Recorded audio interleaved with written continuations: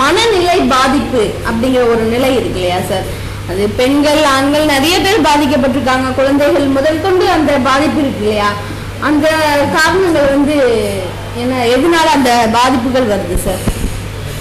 மனநிலை அப்படிங்கிற மனசுனா மனநிலைன்னா என்ன, ஏன் பாதிப்பாகுது, இந்த பாதிப்பாகிறதுக்கு இந்த மனசுன்னு எங்க இருக்குது அப்படின்னு சொல்லுங்க பார்க்கலாம்.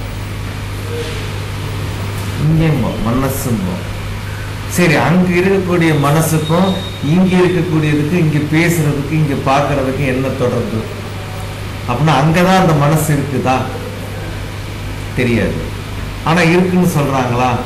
ஆமா.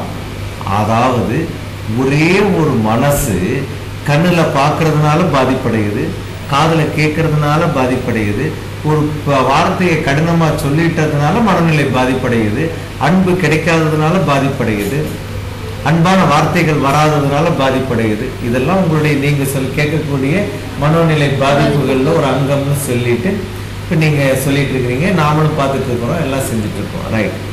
இது அத்தனைக்கும் சேர்ந்தது என்ன? இது உடல்.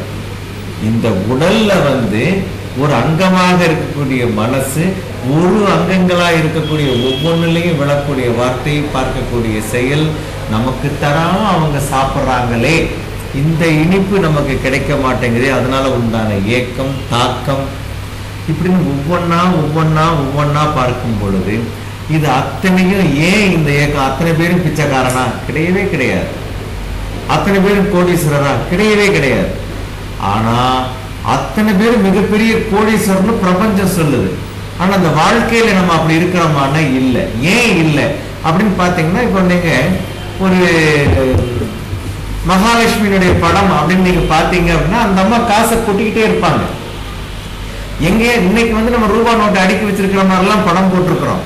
ஆனா பொற்காசுகளை பொற்குடத்திலிருந்து அந்த அம்மா கொட்டிட்டு இருக்கிறதாகவும், தன்னுடைய கையில் அருள்பாலித்தல் என்கிற முறையில் பொற்காசுகளை பூரா ஒரு பெரிய தாம்பாளத்துல அல்லது ஒரு தாமரை இலையில் குவித்துக் கொண்டு இருப்பதாகவும் பார்த்திருக்கீங்க இல்லையா? எங்கேயாச்சும் அந்த அம்மா ஒரு ரூபாயை எண்ணி, இந்தா மகனே உனக்கு 1 ரூபாய், உனக்கு 1000 ரூபான்னு கொடுத்ததாக ஒரு படம் கூட நீங்க பார்த்திருக்க முடியாது. ஏன்னா அந்த அம்மாவுக்கு எல்லாரும் ஒண்ணுதான்.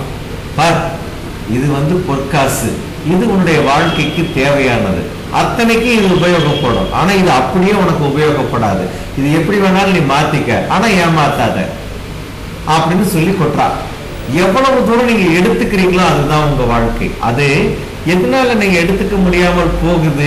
ஏன் அந்த பொருள் நமக்கு கிடைக்கலன்னு மனசு தாக்கம் வருது, மனநிலை பாதிக்கப்படுது. இப்ப நம்ம அந்த பொருள் கிடைக்கல, அதனால மனநிலை பாதிப்பு.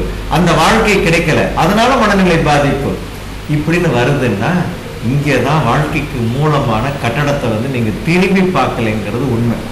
ஏன்னா இதுக்குன்னு ஒரு தத்துவத்தை கொடுத்துருக்காங்க. எப்படி கண் தான் பார்க்கும், ஏன் கண்ணை மூடிட்டா காது பார்க்காதா? ஓசையை கேட்டுட்டு இமேஜிங்ல வேணா பார்க்குமே தவிர இதுதான் அது அப்படின்னு பார்க்காது. உங்களுடைய மூக்கு இருக்குதே, வாசனையை கொடுக்கும், ஆனா உடனே அந்த பொருள் இன்னதுதான் அப்படின்னு சொல்லாது. இந்த மூக்கு கொடுத்த உடனே நாக்குல வேணா அப்படி ஒரு வாசம் அப்படின்னு வேணா இழுக்கலாம், ஆனா முடியாது. ஒவ்வொன்றுக்கும் ஒரு தனித்தன்மை கொடுக்கப்பட்டிருக்கும் பொழுது ஒன்றோட ஒன்று சார்ந்தது. என்ன, மூக்கு நுகரும் பொழுது அந்த வாசனையை நாக்கு உமிழ்நீராக இது பண்ணுது, இந்த கை பரபரப்புன்னு எடுக்கணும்னு ஆசைப்படுது, இந்த நாக்கு உடனே சுவைக்கணும்னு தூண்டப்படுது. இப்படியெல்லாம் ரசிக்கணுமா வாழ்க்கையே? அப்படி இருக்கக்கூடிய ஒரு அமைப்புகள்ல இத்தனையும் சேர்ந்து ஒரு புத்தகத்தை படிக்கும் பொழுது அந்த செய்தி உடனே அதை அப்படியே ஃப்ரை பண்றேன்னு சொல்லிட்டு இங்க பண்றது, அதை கொண்டு எங்களுக்கு நீங்க வைக்கிறீங்க, அதை நாங்க சாப்பிடுறது. இது ஒவ்வொன்றும் வெவ்வேறு செயல், ஆனால் ஒன்றோடு ஒன்று தொடர்புடையது. அது மாதிரி இந்த மனித வாழ்க்கையில் ஒவ்வொரு மனிதனுடைய செயல் மாறுபடலாம், ஆனால் ஒவ்வொரு மனிதனுக்கும் அந்த கட்டடம் என்கின்ற அமைப்பில் விஞ்ஞான அடிப்படையில் எடுத்துக்கிட்டீங்கன்னா காஸ்மிக் எனர்ஜி பயோ எனர்ஜியாக மாற்றப்படுதல், பிசிக்கல் அதாவது உங்களுக்கு சோலார் எனர்ஜி பிசிக்கல் எனர்ஜியாக இந்த உடலில் சார்ஜ் பண்ணப்படுதல், அப்படின்னு நீங்க அழகு ஆங்கிலத்தில் படித்து வைத்திருக்கிறீர்கள்.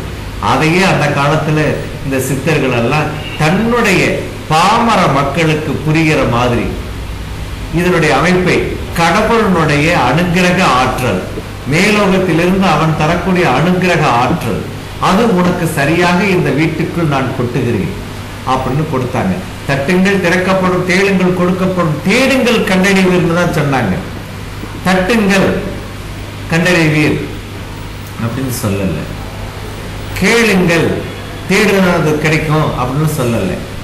என்ன நீங்க கேட்கிறீங்களோ அதற்கு உண்டான செயல் கிடைக்கும். தட்டு, இந்த கதவை தட்டு, வாஸ்து நிபுணர் மணிபாரதியுடைய கதவை தட்டு, திறக்கப்படும். கேளுங்கள், ஐயா எங்க வீட்டுக்கு குறை என்ன, கேளுங்கள், அதனுடைய குறையை தரப்படும். தேடுங்கள் கண்டறிவீர், உங்க வீட்டுக்குள்ள வந்துட்டு அப்படியே கண்டுபிடிச்சு பாருங்க, ஆஹா ஆமா இது தப்பு, இதை நிவர்த்தி பண்றது எப்படி அப்படிங்கறத இந்த தட்டினதன் மூலமாகவும் என்கிட்ட வந்து கேட்டதன் மூலமாகவும் இங்க வந்து அது இருக்குதான்னு தேடுனது மூலமாகவும் தெரிஞ்சுக்கும் பொழுதுதான் வாழ்க்கையை தெரிஞ்சுக்க முடியும். இந்த மூணே சொல்லல, உலக தத்துவம் அத்தனையும் கொடுத்தாங்களே, இந்த மூணோட வாழ்க்கை முடிஞ்சுதான். தேடுறது எங்கே தேடுறது, எப்படி தேடுறது, எந்த வீட்டு கதவை தட்டுறது? நான் போய் தெரு தெருவா போய் பற்கை பாண்டியன் மாதிரி தட்டிட்டு போக முடியுமா? அப்படின்னா ஒரு புதுக்கமான கேள்வியும் வரலாம் மனசுல, ஏன்னா அது வேணும். அப்படி வரும் பொழுதுதான் எந்த கதவை தட்டுறதுன்னு எனக்கும் உங்களுக்கு சொல்ல தெரியாது, நீங்க உங்களுக்கும் தெரியாது. நான் போய் தெரியாதனமா அந்த வீட்டை கதவை தட்டுன்னா அங்க சர்க்கிள் இன்ஸ்பெக்டர் துப்பாக்கி தூக்கிட்டு வந்துடுவார், ஏன்டா யார் நீ திருட வந்தியான்ட்டு. ஏன்னா அது யாரு வீடுன்னு தெரியாது. ஆனால் உங்களுக்கு யார், இப்ப நீங்க ஒரு பிசினஸ் பண்ணிட்டு இருக்கீங்க, ஒரு பொருள் சுமந்துட்டு போயிட்டு இருக்கீங்க, 4 வீடு போயிட்டு இருக்கீங்க, திடீர்னு இங்க போவோம்னு மனசு சொல்லும். அங்க போனீங்கன்னா அந்த அம்மா, நான் இது வாங்கணும்னு நினைச்சிட்டு இருந்தேன், நல்ல வேலை கொண்டு வந்தீங்க அப்படின்னு உங்கள்ட்ட பொருள் வாங்கிக்குவாங்க. இதே இந்த 3 வீட்டுக்குள்ள நீங்க நுழைஞ்சிருந்தீங்கன்னா திட்டி அனுப்புறத எத்தனையோ படங்கள் வாயிலாகவும், நேரடியா பிசினஸ் மேனா இருக்கக்கூடியவர்கள் வாயிலாகவும், ஏன் எல்ஐசி ஏஜெண்டா இருந்தீங்கன்னா அதன் மூலமாகவும் தெரிஞ்சுக்கலாம். ஆனால் பல எல்ஐசி ஏஜென்ட் பார்த்தீங்கன்னா குறிப்பிட்டாப்புல போவாங்க, பேசுவாங்க, முடிச்சுட்டு வந்துருவாங்க. எப்படிடா முடிஞ்சதுன்னு பார்த்தா அவனுடைய வீட்டினுடைய பாகத்தினுடைய வடகிழக்கு தன்மை என்கின்ற அமைப்புகளில் நல்ல அமைப்புகள் இருக்கும். பார்த்தீங்கன்னா போன இடத்துல கிளிக் பண்ணிட்டு வந்துருவாரு. வீடு பார்த்தீங்கன்னா ஒரே மாதிரி நல்ல அமைப்பா கொடுத்து வச்சிருப்பார். 1-2 மரங்கள் மட்டும் வித்தியாசமான தன்மைகள்ல இருந்து போயிடும். அங்க போய் பார்த்துட்டு எல்லாம் பண்ற சார்னா செலவு கொஞ்சம் ஜாஸ்தி ஆகுது சார் என்னை கூப்பிடாரு, அவ்வளவுதான் இந்த விஷயம் அப்படின்ட்டோம்னா இவ்வளவுதானா? இதுக்காக அந்த மரங்கள் நம்மளை மரம் அப்படின்னு மற்றவங்க சொல்ற அளவுக்கு பண்ணது. அதனால சாபம் பெற்ற மரம்னு பேர். இப்ப ஒரு சில மரங்கள் உங்க இடத்துல வந்து தப்பான இடத்துல இருக்குதுன்னா அது சபிக்கப்பட்டதுன்னு அர்த்தம். இங்க வந்துட்டு அதனுடைய சாபத்தை போக்குறதுக்கு தவம் இருக்க ஆரம்பிச்சிருது. அதனால என்ன ஆயிடுது, உங்க இடம் வந்து வெற்றிடமாயிடுது, உங்க மனசு வெற்றிடமாயிடுது, மனோநிலை பாதிப்பு அப்படிங்கிற தன்மையை தந்தது. இப்ப பாத்தீங்கன்னா இந்த மனோநிலை பாதிப்புக்கும் இந்த கட்டடத்துக்கும் இப்படி நீங்க திங்க் பண்ணீங்கன்னா தான் நீங்க வாஸ்துக்குள்ளேயே வர முடியும். வெறும் வாஸ்து என்ன வாசல் தூக்கி வச்சு போட்டு இதை தூக்கி வச்சு போட்டு போறதுன்னு நினைச்சீங்கன்னா முடியவே முடியாது. அப்படி நீங்க ஜெயிக்கணும்னா 999 பேர் ஜெயிச்சிருந்திருக்கணும், ஒருத்தன் தான் பிரச்சனைக்குரியவனா இருக்கணும். நான் இப்ப கண்டுபிடிச்சிருக்கேன்னா 90% பேர் பிரச்சனையாளர்கள் கண்டுபிடிச்சிருக்கோம், 10% பேர் தான் பிரச்சனையினுடைய தாக்கத்துல குறைந்தவர்கள் கணக்காகுது. என்ன காரணம்னா இதுல 10% பேர்ல கேட்டு செஞ்சவங்க ஒருத்தங்க, அவங்களா புண்டக்கா மண்டக்கான்னு அமைஞ்சது அப்படிங்கிற அமைப்புல உள்ளவங்க 9 பேர். இந்த 9 பேரு புண்டக்கா மண்டக்கான்னு செஞ்சதுன்னு பண்ணிருக்காங்களாங்கிறத விட இந்த அமைப்பு கரெக்டா இருந்ததுனால இவங்களுக்கு எதுவுமே தெரியல. அந்த 9 பேர் சொல்றான் நான் எதையுமே பார்க்கல அப்படின்ட்டு. நான் சொல்றேன் நீ பார்க்கலன்னு சொல்றீல்ல, இப்ப சொல்றேன் அதுல இந்த வாஸ்துக்கு எகென்ஸ்டா 1-2 நீ பண்ண முடியுமா பண்ணு அப்படின்னு சொன்னா ஒத்துக்குவாங்களா? ஆனா மோசமா இருக்கிற உங்களை நல்லா இருக்கிற ஒருத்தன் அதெல்லாம் வேண்டியது இல்லடா எனக்கெல்லாம் அது வரலன்னு சொல்றாங்க.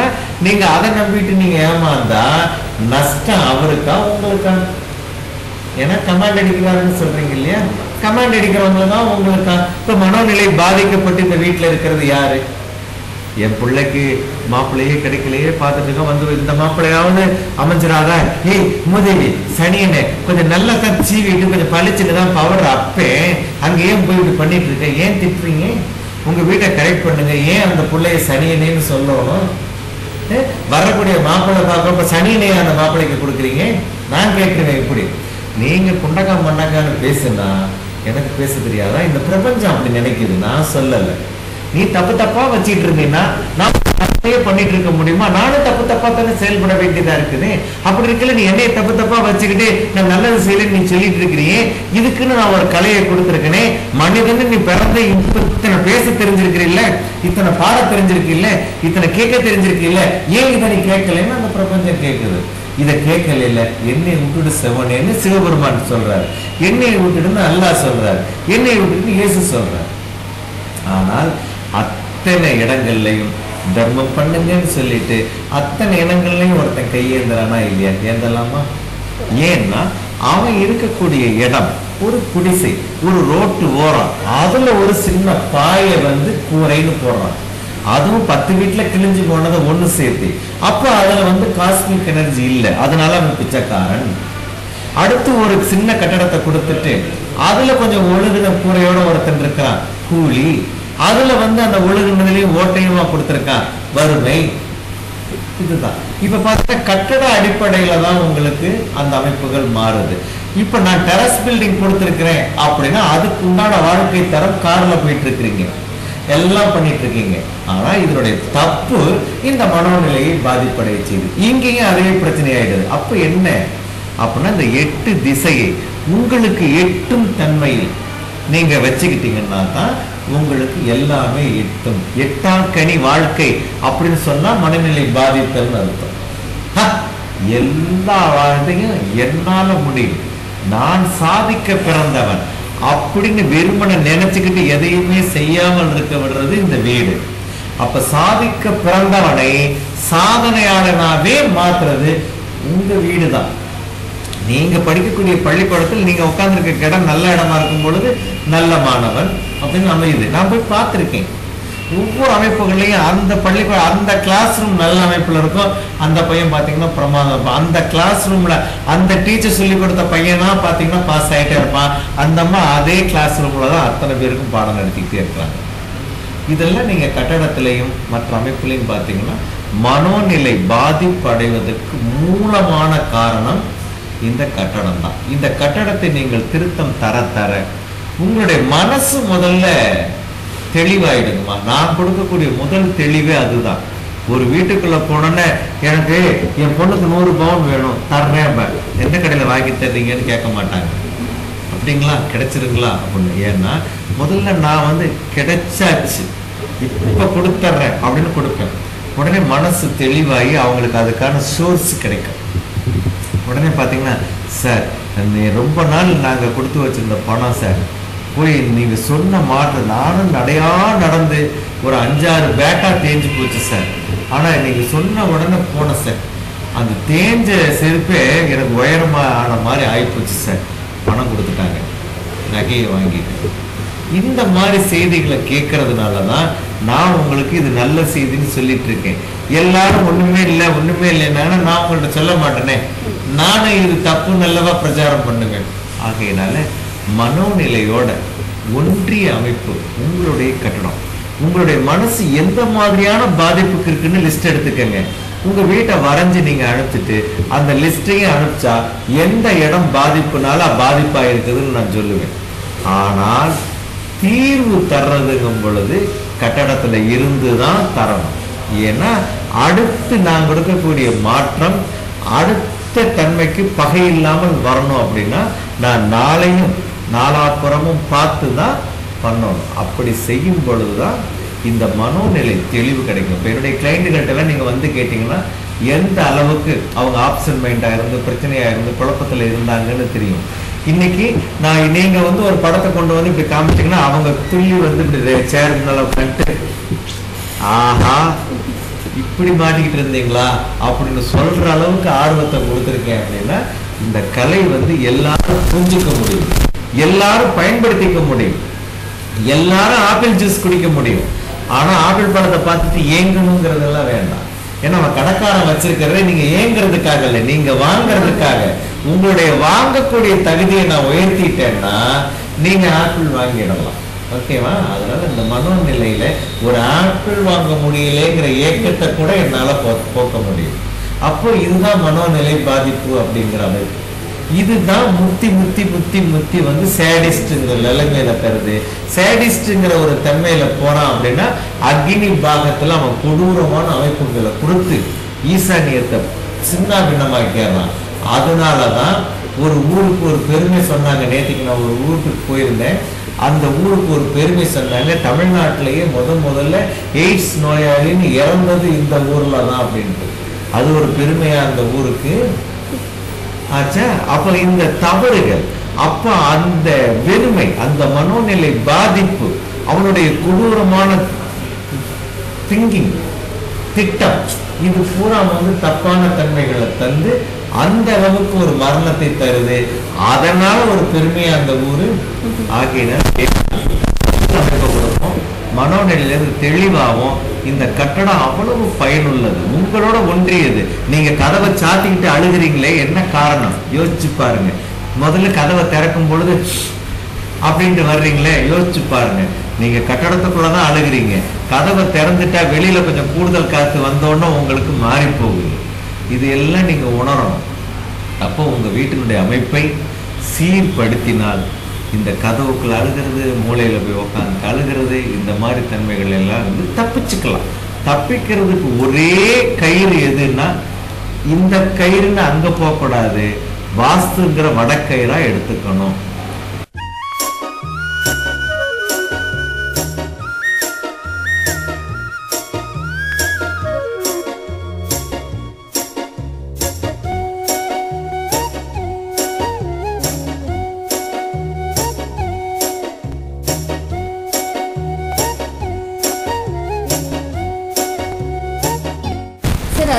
சில நேரத்தில் வந்து கேள்வியா கேட்டிருக்காங்க. அதுல வந்து படம் அனுப்பியிருக்காங்க. இதுல வந்து எங்க வீட்டோட அமைப்பு வந்து அனுப்பிச்சிருக்கோம், இதுக்கு வந்து பலன் எப்படி இருக்கும்னு சொல்லி கேட்டிருக்காங்க. அதாவது எல்லாருமே ஒரு நல்ல காரியம் பண்ணணும் அப்படின்னு நினைக்கிறேன். ஈசானிய மனையா நல்ல மனை அப்படின்னு சொல்லிட்டு நாங்க பார்த்து வாங்கணும் அப்படின்னு சொல்லியிருக்காங்க. அதாவது எல்லாருமே வாழ்க்கை தரம் நல்லா இருக்கணும் அப்படின்னு நினைக்கிறோம். அப்ப கடவுள் தான் நமக்கு எல்லாமே தர்றாருங்கிறத நினைக்கிறோம். ஆமா, இல்லைன்னு நானும் சொல்லலை. ஏன்னா நான் பிறந்திருக்கேன் அப்படின்னா எங்க மூதாதையர்களுடைய வம்சத்துல நானும் வந்திருக்கேன்னு அர்த்தம். இருந்தாலும் இந்த மூதாதையரை தந்தது யார், என்னையை தந்தது யார், என்னுடைய வாழ்க்கை தரத்தை உயர்த்தியது யாருன்னு எனக்கு தெரியாது. ஆனா எனக்கு நிறைய குருமார்கள் எனக்கு வந்து உதவி இருக்கிறாங்கிறது உண்மை. கடவுளே இல்லை அப்படின்னு நான் சொல்ல வரல. இந்த குருவின் மூலமா ஒவ்வொரு கடவுளும் வந்து எனக்கு உபதேசம் பண்ணியிருக்கிறாருன்னு அர்த்தம். இப்ப இன்னைக்கு நான் ஒரு சின்ன செய்தி தெரிந்திருக்கிறேன் என்றால் அந்த செய்தி என்னுடையது அல்ல, இந்த உலகத்தில் எங்கோ ஒரு மூலையில் இருந்தது. நான் வந்து இன்னைக்கு உங்களுக்கு வந்து வாழ்க்கை தன்மைகளை விளக்கி சொல்லிட்டு இருக்கிறேன் அப்படின்னா இதெல்லாம் நாம் பார்த்த கட்டடத்தில் நடந்த பிரச்சனைகள். அந்த கட்டடத்துல இருந்து நான் தீர்வு கொடுத்ததுக்கு பிறகு இன்னைக்கு எவ்வளவு பெரிய தொழிலதிபர் அப்படிங்கிறதெல்லாம் தெரிய வரும். இங்கேயே நான் ஒரு மிகப்பெரிய குரூப்புக்கு வாஸ்துக்காக ஒரு 2 வருஷத்துக்கு முன்னால நான் வர்றேன் இந்த ஊருக்கு. என்னை ஸ்பெஷலா கூப்பிட்டு கேட்கறாங்க. அப்போ ஒவ்வொருத்தங்களுடைய இதையும் பார்த்துட்டு இது இப்படித்தான், இது வந்து இப்படித்தான், முதல்ல நீங்க தொழில் ஸ்தாபனத்துக்காக என்னை கூப்பிட்டுருக்கீங்க, இதெல்லாம் கரெக்ட் பண்ணிக்கங்க, உங்க வீடுகள் எல்லாம் பிரச்சனையில் இருக்கும் பார்த்துக்கங்க, அதையும் சரி பண்ணா நல்லா இருக்கும் அப்படின்னு முதல்ல தொழில் ஸ்தாபனத்துக்காக கூப்பிட்ட மாற்றங்களை கொடுத்துட்டு போனேன். அப்போ ஒரு கட்டடத்தை இதே மாதிரியான ஈசானிய அமைப்பு பெற்ற ஒரு இடத்தில் ஒரு கட்டடத்தை கொடுத்திருந்தாங்க. அந்த கட்டடம் கட்டின பிறகு அந்த அண்ணன் தம்பிங்க 8 பேரும் ஒண்ணு சேரவே இல்லை. ஏன்னா இந்த தம்பி ஒரு ஆஸ்பத்திரியில படுத்திருக்கிறாரு, உடனே இங்க இருந்து இங்க வர்றாரு, வேற ஒரு பிரச்சனைக்காக வெளியூர் போயிடுறாரு. இவங்க மீட்டிங் போட்டு சந்தோஷமா உட்காந்து பேசணும்னு போட்ட ஹால் பிரச்சனையாகி அதுல இருந்து அந்த 8 முதலாளிகளும் ஒண்ணு சேரல. அந்த மாதிரி காலகட்டத்துலதான் நான் போறேன். அழகா இருந்தது. ஆஹா, 7 லட்சம் ரூபாய், அப்படிங்க அப்பா, என்ன ஒரு ரசிப்பு, என்ன ஒரு அழகு அப்படின்னு பார்த்துட்டு இது அப்படியே உடைச்சிருவோம் அப்படின்னு. இங்க பாத்தீங்கன்னா இவங்க கொடுத்துருக்கக்கூடிய ஒரே பிரச்சனையா இருக்குதுன்னா என்ன ஒரே பிரச்சனையா இருக்குது? ஒரே பிரச்சனைனா ஒண்ணு இல்லை, பிரச்சனையாவே இருந்துட்டு இருக்குது அப்படின்னு சொல்றாங்க. இப்ப இந்த கட்டடத்தினுடைய அமைப்புன்னு பார்க்கும் பொழுது பூஜை அறை, அதாவது இந்த கடவுள் ஸ்தானம் அப்படிங்கிறத மட்டும் கொடுத்துருக்குறாங்க. ஏதோ ஏனோ தானோன்னு வச்சுக்கிறோம் அப்படின்ட்டு. ஈசானிய மனையினுடைய அமைப்பை ஈசானிய தன்மை பெற்றிருக்கும் பொழுது கிழக்கு வாசல்ங்கிறது ஒரு நல்ல அமைப்பு தான், இல்லைன்னு யாரு சொல்றாங்க? அதையும் தப்பா கொடுத்துருக்குறாங்க. சரி, நிம்மதியா படுத்து தூங்குவோம் அப்படின்னா தூக்கமே வரக்கூடாதுன்னு கொடுத்துருக்குறாங்க. அப்ப தூக்கம் வராது, படுத்தால் தூக்கம் இல்லை. வெளியில போனா வருமானம் இல்லை, கேட்க போனா காசு தர மாட்டேங்கிறான், அடிக்க வர்றான். இங்க என்னன்னா சதா சர்வகாலம் மாத்தி மாத்தி எல்லாருக்குமே நோய், அதுல நிரந்தர நோயாளி அப்பா. இந்த மாதிரியான அமைப்பு. அம்மாவுக்கு பார்த்தீங்கன்னா இப்பதான் உடல்ல 2 பாகத்தை நம்ம நீக்க வேண்டிய வைத்தியம் எல்லாம் பண்ணிட்டு வந்திருக்கிறோம் அப்படிங்கிறதெல்லாம் இருக்குது. அப்படின்னா இது ஈசானிய மனையாக இருந்தாலும், ஈசானிய மனைங்கிற ஒரு அமைப்புல என்னன்னா உங்களுடைய சொத்துகள்ல இருந்து வரக்கூடிய வாடகைகள் வந்துட்டு இருக்கும், சாப்பிட்டு இருக்கலாம். நீங்க ஒரு வியாபாரியா இருந்தீங்கன்னா தொலைஞ்சுது. நீங்க ஒரு பிசினஸ் மேனா நீங்க 4 பொருளை வாங்கி இங்க ஆதாயத்துக்கு கொடுப்போம் அப்படின்னா, பொருள் ரொம்ப நல்லா இருக்குதுன்னு எனக்கு 200 பாக்கெட் கொடு அப்படிம்பாங்க. 20 பாக்கெட் வாங்கிட்டு இருக்கிற வரைக்கும் ஒழுங்கா காசு கொடுத்துட்டு இருந்தவன் 50 பாக்கெட்டு கொடுப்பான், 100 பாக்கெட்டு கொடுப்பான். 200 பாக்கெட்டுக்கு கொடுத்த உடனே 200 பாக்கெட்டுக்கு உண்டான காசை நிறுத்திடுறான், முடிஞ்சுது. நீங்க இந்த 20 பாக்கெட்ல இருந்து 100 பாக்கெட் வரைக்கும் அவன்கிட்ட லாபம் பார்த்தீங்களே 1.5 ரூபாய், இந்த 200 பாக்கெட்ல முடிஞ்சுட்டு. அந்த மாதிரியான மனை அமைப்பு இது. இப்ப நீங்க ஈசானிய பாகத்துல மாடிப்படி எல்லாம் கொடுத்துருக்கிறீங்க. அதுக்கு நேர் எகெயின்ஸ்ட்ல நைதிரிய பாகம்னு சொல்லக்கூடிய பயோ எனர்ஜி வரக்கூடிய பாகத்துல கழிவறை, கழிவு தொட்டி எல்லாம் கொடுத்து வச்சிருக்கிறீங்க. இப்ப என்ன ஆகுதுன்னா சிவபெருமானுடைய தலையில பாலாபிஷேகம் பண்ணலாம் அப்படின்னு நல்ல பலன் அப்படின்னு சொல்லிட்டு வீட்டை கொடுத்துருக்கிறீங்க.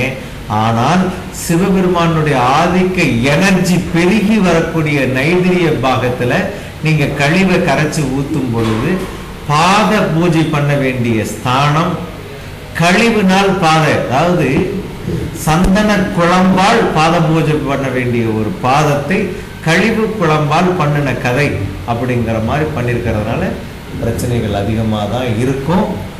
இதையெல்லாம் திருத்தணும் அப்படின்னா நம்ம இன்னும் ஸ்தான பலனுடைய அமைப்பையும் எடுத்து எதையாச்சும் இன்னும் உடனடியாக ரெமெடி தர முடியுமான்னு பார்த்தா கொஞ்சம் இடமெல்லாம் கூடவும் வச்சிருக்கிறீங்க, கொஞ்சம் இடமெல்லாம் விட்டும் வச்சிருக்கிறீங்க. அதனால நல்ல அமைப்பு பண்ணிக்கலாம் அப்படிங்கிற மாதிரி இந்த படம் சொல்லுது. நல்ல அமைப்பு கண்டிப்பா கொடுக்கறதுக்கு முதல்ல எது தடையா இருக்குங்கிறத உங்க வீட்டில் பார்ப்போம். பார்த்தா கண்டிப்பா உங்க வீட்டினுடைய குறையை நம்ம நீக்குவோம். அதுக்கப்புறம் நீங்களே இந்த டிவியில ஆஹா உண்மையிலேயே இப்ப ஒரே ஒரு பிரச்சனையில தான் இருக்கிறோம், என்ன அப்படின்னா மணிபாரதியோட சேர்ந்து வாஸ்துவ பரப்புறது அப்படிங்கிறது மட்டும்தான். எப்படி பரப்புறதுங்கிறதுக்கான பிரச்சனையை தான் நினைக்கிறோம், மற்ற எந்த பிரச்சனையும் இல்லை அப்படின்னு அமைக்கும்.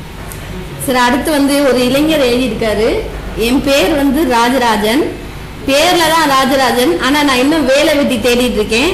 அது மட்டும் இல்லாம இவர் ஒரு நாத்திகர், என்னை கோடீஸ்வரன் ஆக்க உங்களால முடியுமா அப்படின்னு சொல்லி இந்த இளைஞர் கேட்டிருக்காரு சார். அதாவது ஆஸ்திகர்களை விட நாஸ்திகர்கள் உழைப்பாளிகள். அதனால என்னன்னா தன்மேல் இருக்கக்கூடிய உழைப்பினுடைய நம்பிக்கையினால அவங்க ஆஸ்திகர்களை அவங்களுக்கு பிடிக்கிறது இல்லை.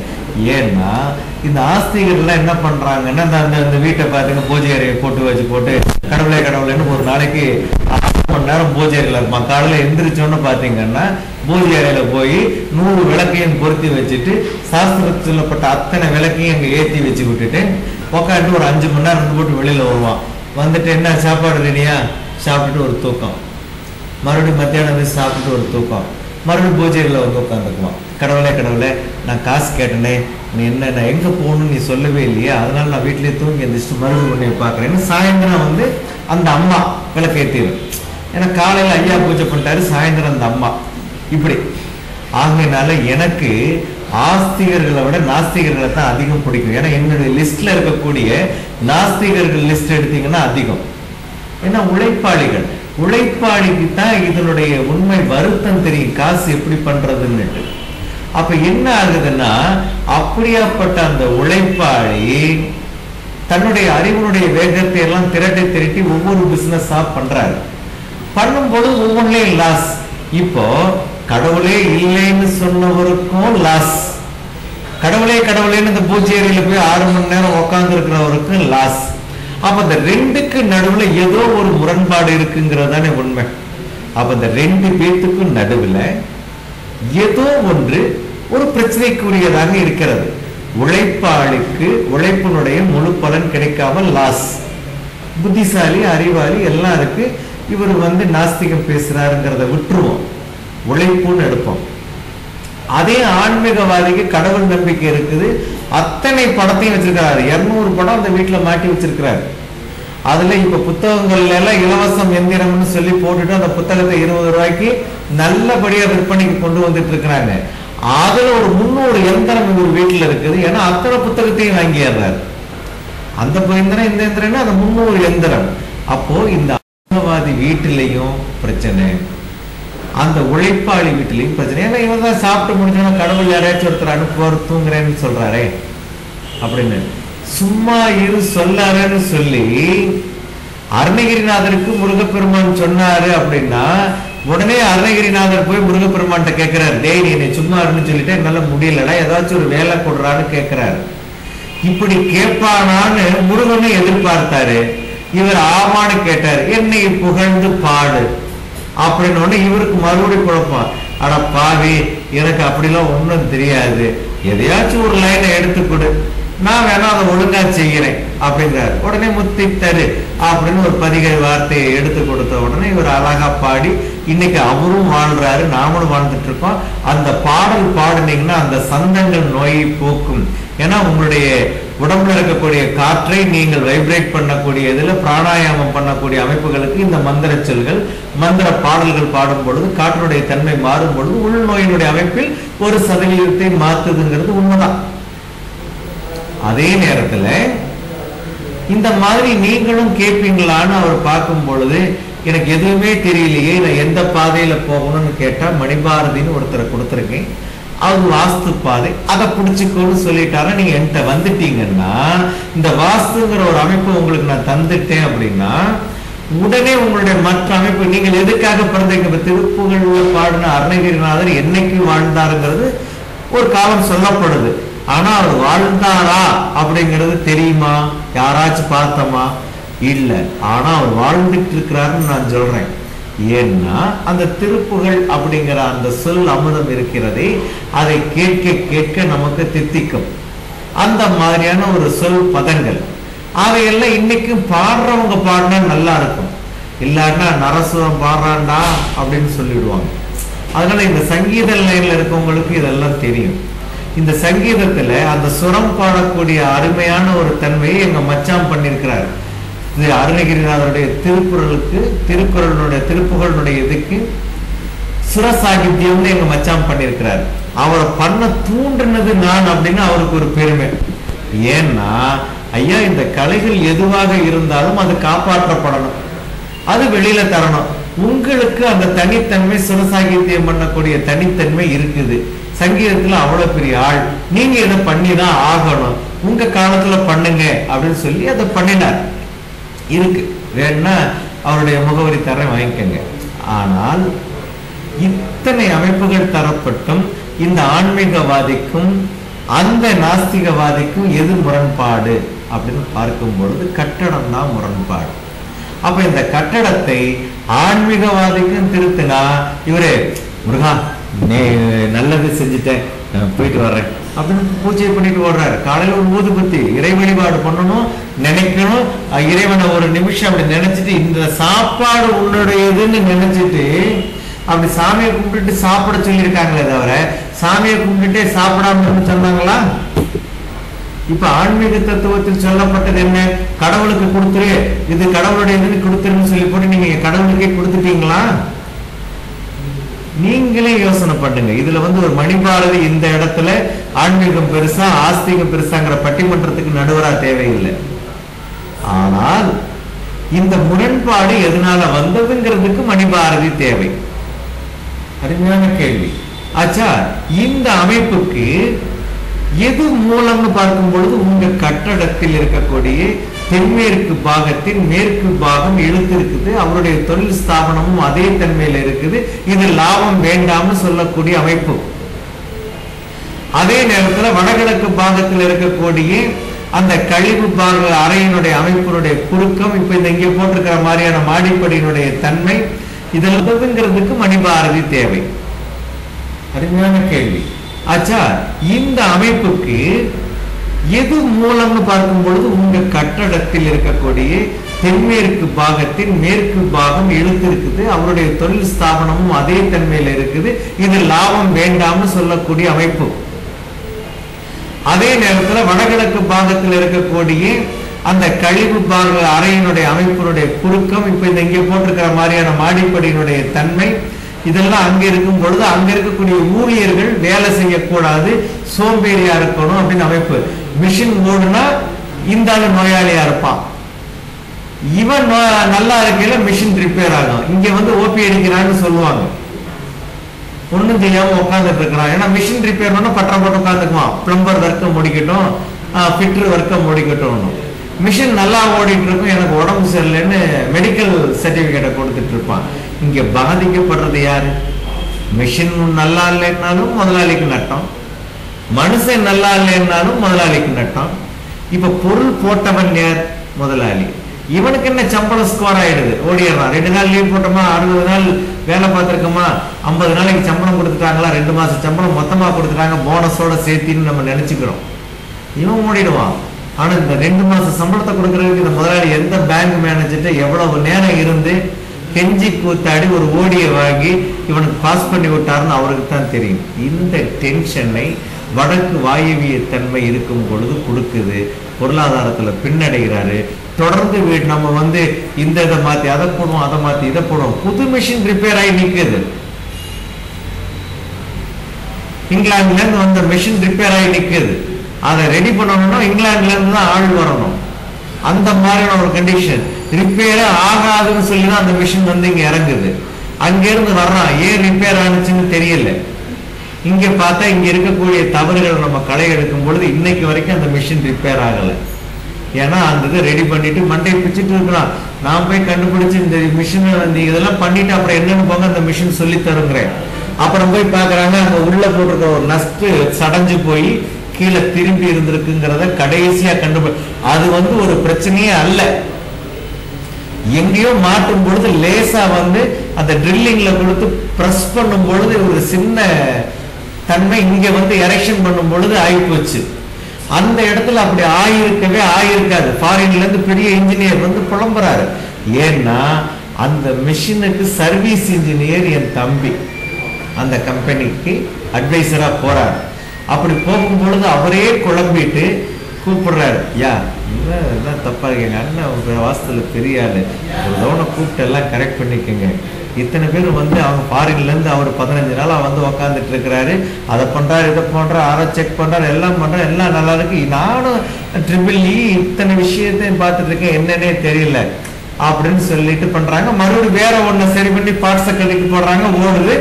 மறுபடியும் பாத்தீங்கன்னா 2 நாள்ல நிக்குது. இப்படியே தகராறு. இதனால ஃபாரின்ல இருந்து 15 நாள் விசால வந்து அவரும் போயிட்டார். மறுபடியும் அந்த கம்பெனி இன்னொரு ஆள் அனுப்புது.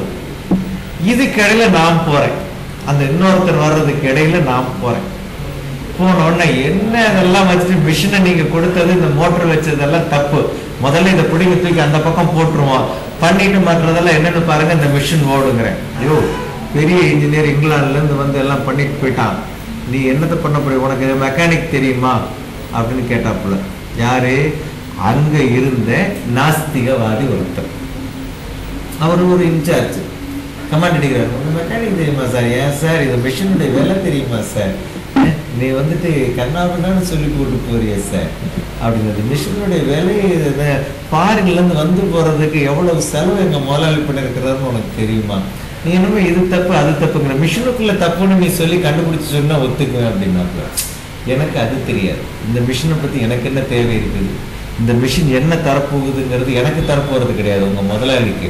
உங்க முதலாளிக்கு தரமாட்டேன்னு சொல்லிட்டு அது பிடிவாதம் பிடிச்சிட்டு இருக்குது.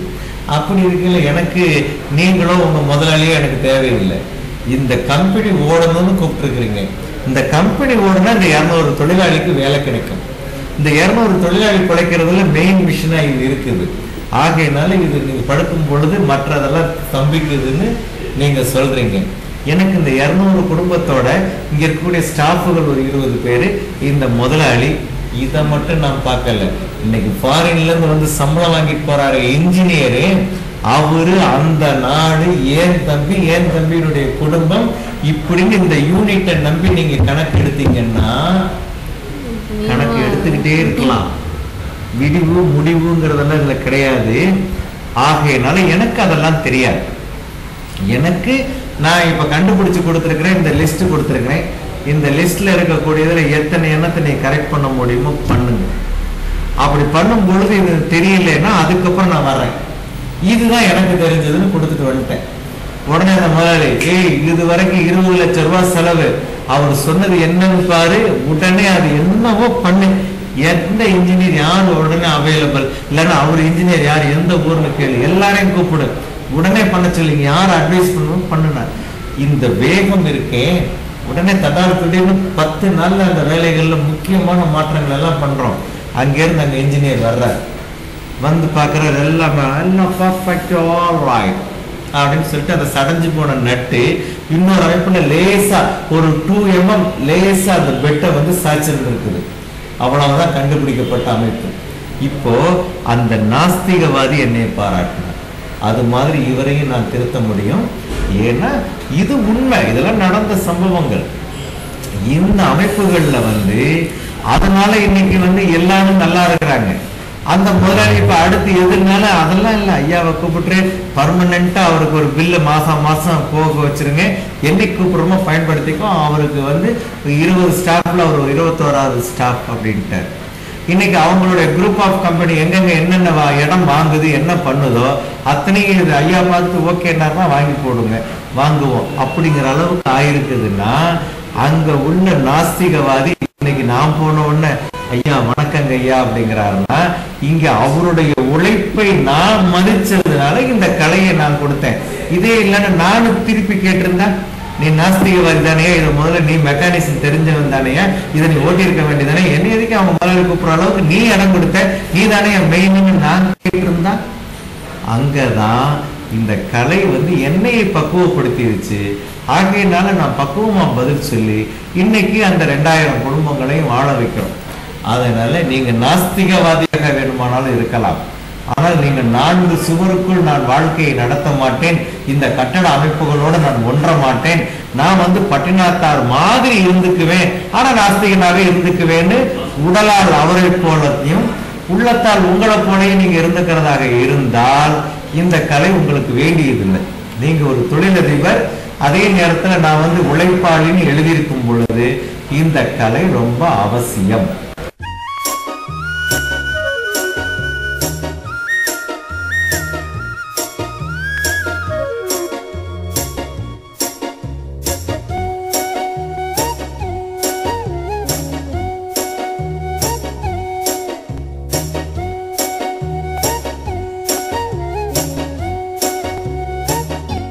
சார், அடுத்ததா வந்து ஒரு லேடி எழுதியிருக்காங்க. அதாவது நாங்கள் வந்து ஒரு வீடு கட்டி போனோம். அந்த வீட்டுக்கு போனோன்னா வந்து கொஞ்ச நாள்லயே வந்து என் மகளுக்கு வந்து ஆவி பிடிச்சிருச்சு, பிரம்ம பிடிச்ச மாதிரி உட்கார்ந்துருக்கா அப்படின்னு சொல்லிட்டாங்க. அது அந்த வீட்டுக்கு வந்ததுக்கு அப்புறம் தான் இப்படி இருக்கும் அப்படின்னு சொல்லி காலி பண்ணி வந்துடலாம் அப்படின்னாலும், வந்ததுக்கு அப்புறமா அது ஆவி வீடு, பேய் வீடுன்னு சொல்லி இருட்டடைஞ்சு போய் பூட்டின மாதிரியே வச்சிருக்கோம். இதுக்கு வந்து என்ன காரணம், இதை வந்து திருத்த முடியுமான்னு கேட்டிருக்காங்க சார். அதாவது ஒரு பெண் அங்கே பாதிப்படைகிறாள் அப்படின்னா, ஒண்ணு வடக்கு பாகத்துல பிரதான தவறுகள் ஏதாச்சும் அந்த அம்மா கொடுத்துருக்கணும். அந்த அம்மா இல்லை, கட்டணம் கட்டும் பொழுது அவங்களுக்கு என்ன தெரியும், பாவம். கட்டணம் கட்டினவர் அவருக்கு தெரிஞ்ச அளவுக்கு அளவு அப்படின்னு ஒரு மனையடின்னு ஒரு கணக்கு எடுத்துட்டு 16க்கு 11 இருக்கணும், 22க்கு 11 இருக்கணும், 20க்கு 10 இருக்கணும், இப்படின்னு ஒரு அளவை போட்டு அவர் கட்டணம் இருந்த இடத்துக்கு மனையடி என்ன சொல்லுதுன்னு பார்த்து பண்ணிட்டார். அதே மனையடி சாஸ்திரம் வந்து மனையடியினுடைய பலன்கிறது ஒரு பழம் நூல்ல ஒரு பெரிய புத்தகத்துல 2 பக்கம்தான். ஒரு பெரிய புத்தகத்துல இந்த மனையடிங்கிறது வெறும் 2 பக்கம்தான். அந்த 2 பக்கத்தையும் இன்னைக்கு நான் ஜூஸ் ஆக்கி சும்மா அந்த இவ்வளோண்டு சதுர அளவா பண்ணி விட்டேன். ஒரு 4x 4 சைஸ்ல நீங்க பாக்கெட்ல வச்சுக்கலாம். மனையடியினுடைய அமைப்பு என்னுடைய சிசியர்களுக்கெல்லாம் கொடுத்துட்டேன். இதான் மனையடி விட்டு. ஆனால் அந்த புத்தகத்துல மறுபடியும் ஒரு 200 பக்கத்துக்கு பாடலும் விளக்கமும்னு கொடுத்திருக்கானே, அந்த வீடு எப்படி அமைக்கப்பட வேண்டும், இந்த மனையடியை எப்படி பொருத்தம் செய்ய வேண்டும், இந்த மனையடியினுடைய அமைப்பில் தொடர்பு நிலை என்ன, படுக்கை அறையினுடைய தன்மை என்ன, அந்த படுக்கை அறையில் நம்ம கட்டில் போடுறோமா, தரையில படுக்கிறோமா, மெத்தையை போடுறோமா, பாயை விரிக்கிறோமா, எதை விரிச்சாலும் அது எப்படி படுக்கணும். அதே நேரத்துல நம்ம சமையல் அறை அப்படின்னா நீங்க மட்டன் சமைக்கிறீங்களா, மீன் சமைக்கிறீங்களா, அல்லது வெஜிடேரியனா, அதெல்லாம் இல்ல, அதை எப்படி சமைக்கணும். அதே நேரத்துல ஒரு ஹால்ல நீங்க ஷோபா போட்டு உட்காருங்களா, பெரம்பு சேர் போட்டு உட்காருங்களா, எப்படி ஒண்ணு எப்படி உட்காரணும். அதே நேரத்துல நீங்க இப்போ ஒரு கழிவறை அப்படின்னு நீங்க போறீங்க அப்படின்னா அப்படி அந்த கழிவறையில் அந்த கழிவு தன்மைக்காக நாம் செலவு பண்ணக்கூடிய நேரத்தை எந்த மாதிரியான அமைப்பில் இருந்து செலவு பண்ணணும். அப்ப இந்த உடல் கழிவு எந்த அளவுக்கு ஃப்ரீ ஆகி இந்த உடம்புல பிளட்டினுடைய தன்மையினுடைய ஆதிக்கம் பெறும். இப்படிங்கிறதுக்கு 198 பக்கம் எழுதி இருந்தானே, அதை எங்க விட்டீங்க? இப்போ மனையடிதான் எனக்கு தெரியாத மனையடியா? அவன் என்னத்த பெரிய டிவியில வந்தா பெரிய ஆளா, இவன் ஒரு 1/2 மணி நேரத்துல பேசிட்டு போயிடுறான், இவன் வாழ்க்கையை பத்தி சொல்லிட்டு இருக்கிறான், எனக்கும் சொல்ல தெரியும். எனக்கு எல்லாரும் தான் திண்ணையில பேசுறீங்க. ஒரு 4 பொம்பளைங்க சேர்ந்துட்டீங்கன்னா என்ன பேசுறீங்கன்னு தெரியாது, ஆனா 6 மணி நேரம் பேசுறீங்க. சாயந்தரம் 5 மணில இருந்து நைட்டு 10 மணி வரைக்கும் அத்தனை தொடரையும் பாக்குறீங்க, அத்தனையும் மனசுல ஏத்திக்கிறீங்க. அதன் மூலமா நீங்க இன்னும் கொஞ்சம் சுமைதாங்கி ஆகுறீங்க. அச்சோ நேற்றுக்கு என்னடி நடந்துச்சு அப்படின்னு கேக்குறா. நான் அப்போதைக்கு வீட்டுக்கு போறேன். ஏம்மா என்னாச்சு, என்ன பிரச்சனை? நேற்றுக்கு அவ சொல்லாம கொல்லாம போயிட்டா. எங்க போனா, ஏன் போனா? இல்ல சொல்றதில்ல, பார்க்காம விட்டுட்டா, அதை கேளுங்க அப்படின்னு இந்த அம்மா சொல்லுது. அந்த அம்மா உருகிட்டு சொல்லுது, ஆமா சொல்லாம கொல்லாம அவனை எடுத்து பேசிட்டு போயிட்டான் அப்படின்னு. நான் கூட இரவு வீட்டுல அந்த புள்ள ஏதாச்சும் சொல்லாம போயிடுச்சு, என்னமோ ஏதோ வீட்டுக்குள்ள சண்டையாக்குன்னு பார்த்தா நேற்றுக்கு உள்ள தொடர்ல ஒரு 2 நிமிஷம் விட்டு போன சமாச்சாரத்தை இங்க டிஸ்கஸ் பண்றாங்க. இப்படி பண்ற நீங்க இதே இந்த வார்த்தை கூட ஒரு 4 நிமிஷம் டிஸ்கஸ் பண்ணிட்டு அப்படி இருக்கா இல்லையான்னு பாருங்களேன். என்ன பேசணும்னு தெரியாது, என்ன பேச போறோம்னு தெரியாது, எதுக்காக வாழ்றோம்னு தெரியாது, இன்னைக்கு ஏன் பொழுது விடிஞ்சதுன்னு தெரியாது. ஆனா புருஷன் கொண்டு வரல, சொராக்க மாட்டேன், போயா பக்கத்து தெருல போய் திண்ணையில படுத்து தூங்கு. என்ன வாழ்க்கை? அதுக்காக எதுக்கு பெட்ரூம் கட்டி வச்சிருக்கிறோம்? போயா தெருவில் போயா, நான் நாய் இருக்குல்ல அது பக்கத்துல படுத்து பேமாலி இப்படின்னு ஏழை. அதே ஒரு வசதியான அம்மாவா இருந்தா உங்க ரூம்ல போய் படு அமைப்பு. ஆனா இந்த பிரச்சனை பாருங்க, 2 ஒண்ணு. இதுக்கு எது காரணம்? கட்டட அமைப்பில் படுக்கை அறைகளுடைய தன்மைகள் மாறுபாடு. இப்ப இந்த பெண் மனோநிலை பாதிப்பு என்ன அப்படின்னு பார்க்கும் பொழுது அந்த வடக்கில் தவறு அப்படிங்கிற ஒரு ஸ்தானம் பெறுது. இப்ப வடக்கினுடைய முழு அடைப்பு இந்த பெண்ணுடைய மனோநிலை பாதிப்புக்கு காரணம். அதாவது தீ அறைந்த மாதிரி. இப்ப உங்களுக்கு கவுன்சிலிங்ல உங்களுக்கு மனோதத்துவ நிபுணர்களுடைய அமைப்புகள்ல நீங்க போய் பேராசிரியர் கேட்டகரியில் இருக்கவங்கள்ட்ட எல்லாம் நீங்க போய் இருந்து இந்த கவுன்சிலிங்க்கு புரியாத தன்மையா நான் எல்லா ட்ரீட்மெண்ட்டும் கொடுத்துட்டேன். அதனால நீங்க வீடு மாறி இருந்து ஒரு இயற்கையான சூழ்நிலைக்கு கூட்டிட்டு போங்க அப்படின்னு அவங்க சொல்ற அளவுக்கு இது ஏன் நடக்குதுன்னா இந்த அடைப்பு இருக்கிறதுனால என்ன ஆயிடுது, அது பேய் வீடுங்கிற மாதிரியான ஒரு அமைப்பை ஆயிடும். காற்றினுடைய அழுத்த முரண்பாடுகள் மாறுபடும் பொழுது பாத்தீங்கன்னா புளிய மரத்துக்கிட்ட போகாத சாயந்தர நேரத்துல என்னெல்லாம் சொல்லுவாங்க. ஏன் சொல்றாங்கிறது ஒரு காலகட்டத்துல புளிய மரத்துல பேய் இருக்குதுன்னு சொல்லிடுவாங்க. புளிய மரத்துல பேய் இருக்குது, புளிய மரத்தை பார்த்தா ஐயோ பேய் அப்படின்னு நடுங்கின குழந்தைகள் எல்லாம் நான் நிறைய பார்த்திருக்கிறேன். அப்போ இன்னைக்கு சயின்டிபிக்ல என்ன சொல்லிட்டாங்கன்னா அது கார்பன் டை ஆக்சைடை வெளிவிடுகிறது, ஆக்சிஜனை எடுத்துக்குதுட்டாங்க. இதை ஒரு சித்தன் என்ன பண்ணிட்டா, புளிய மரத்தினுடைய நிழல் படப்படாது, அந்த வீடு புளிய மரத்தை வீட்டுக்குள்ள இருக்கக்கூடாது அப்படின்னு சொல்லுது.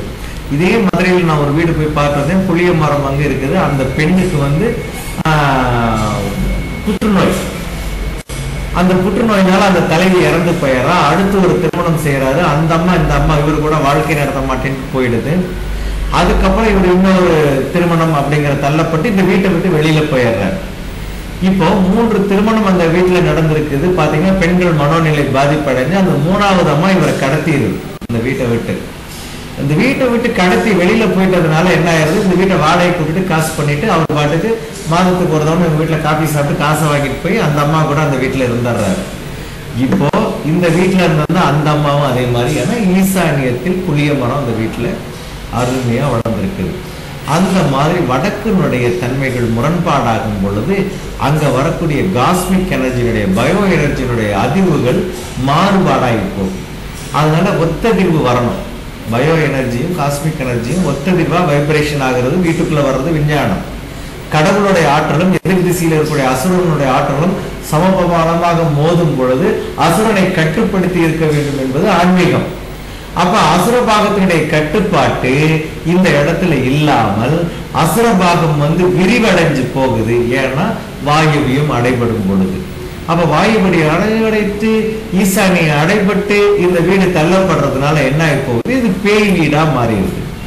நீங்க அந்த வீட்டை விட்டுட்டு வெளியில வந்தாலும் அடுத்தவன் குடி வர மாட்டான்ல, வந்தோன்னு பாக்குறான், அட இந்த புள்ள இந்த வீட்டுல பைத்தியக்கார புள்ள ஒண்ணு இருந்ததுரா, நம்ம புள்ள ஏதோ பார்க்க கொஞ்சம் அழகா இருக்குது, எங்கேயாச்சும் ஒண்ணு கிடக்க ஒண்ணு ஆகி போய் இது மனநிலை பாதிச்சு பைத்தியம் ஆயிட்டா என்ன பண்றதுன்னு வரமாட்டான். இந்த மாதிரி அமைப்பு. அதனால உங்களுடைய கட்டடத்துல ஒரு பக்கம் தெற்கு பக்கம் நீங்க கூடுதல் இடம் அப்படின்னு கொடுத்து வச்சிருக்கிறது ஒரு ஆறுதலாக இருக்கிறதுனால கட்டடத்துடைய அமைப்பை கொஞ்சம் நம்ம ஏதாச்சும் சரி பண்ண முடியுமா, எத்தனை அடி பண்ணுனா உங்களுடைய கட்டடத்துடைய அமைப்பு பாதிக்காமல் நம்ம கொண்டு வர முடியும் அப்படின்னு நம்ம எடுத்துட்டோம் அப்படின்னா அந்த வீடு சுபிட்சமான ஒரு மங்களகரமான வீடுன்னு ஆகி போகும். ஏன்னா சந்திரவீதி படம் பாத்தீங்களா, பேய் வீடு தான். ஆனால் எப்படி மாற்றப்பட்டு கடைசியா டைரக்டர் ஒரு இது வச்சிருப்பார், யாரும் கவனிச்சிருக்க மாட்டீங்க, அதுதான் கிளைமாக்ஸ். படம் முடிஞ்சோடனே அந்த டான்ஸோட முடிஞ்சு ஜோதிகாவை பார்த்த உடனே நீங்க நிறைவாயிருவீங்க. அங்க இருக்கக்கூடிய பழைய கட்டில இருந்து அத்தனையும் தூக்கிட்டு போயிடுவான். இனிமே நீங்க எங்கேயும் போக வேண்டாம், இங்கேயே இருக்கலாம் அப்படின்னு ஒரு வார்த்தை சொல்லப்படும். அங்க மருத்துவமும் மாந்திரீகமும் இணைந்த அமைப்புங்கும் பொழுது மாந்திரீகத்தினுடைய மூலமா வெளியேற்றப்படுவது வாஸ்து தன்மை தான். ஆகையினால நம்ம அந்த மாதிரி அமைப்பு கொடுத்தா இப்ப உங்க பொண்ணு அந்த ஜோதிகா மாதிரி டைப்ல இருந்த அமைப்பை நம்ம மாத்திர முடியும். ஏன்னா இதெல்லாம் உங்களுக்கு எளிமையான அமைப்பு. நாம தான் திவா சூப்பர் சீன்ல பாக்குறோமே, அதனால அந்த சூப்பர் சீனை பார்த்துட்டு இங்க வாழ்க்கையை வீணாக்குறோமே, இங்க வீட்டை சூப்பர் சீனா மாத்துறதுக்கு என்னுடைய உதவி உங்களுக்கு தேவை.